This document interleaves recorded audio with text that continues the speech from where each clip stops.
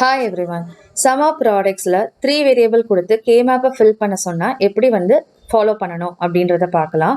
So ABC அப்படின்றது 3 variable நான் எடுத்துக்கிறேன். ஸோ அப்படி பார்க்கும்போது இந்த சைடு ஏ, இந்த சைடு பிசின்னு போட்டுக்கோங்க.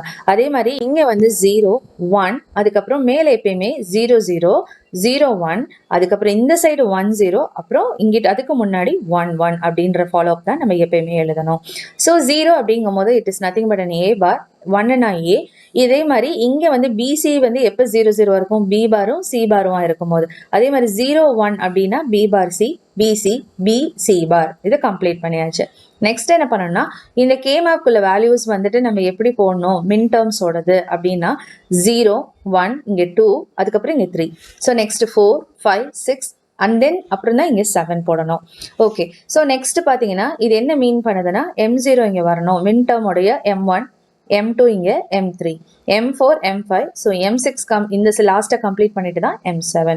ஸோ அதுக்கப்புறம் நம்ம இதை எப்படி இது மின் டேர்ம்னு சொல்லியாச்சு. ஸோ டோட்டலாக இந்த பாக்ஸோட வேல்யூ என்னவா இருக்கும்னா, அதாவது 0 0 0 0 0 1 அப்படின்ற ஏபிசி ஆர்டரில் நம்ம அப்படியே ஃபில் பண்ணிகிட்டே வரணும். அப்போ இந்த சைடு பார்த்தீங்கன்னா ஏங்கிறது 1, பிசிங்கிறது 0 0, அப்போ 1 0 0, அதே மாதிரி 1 0 1 1 1 1 1 1 0.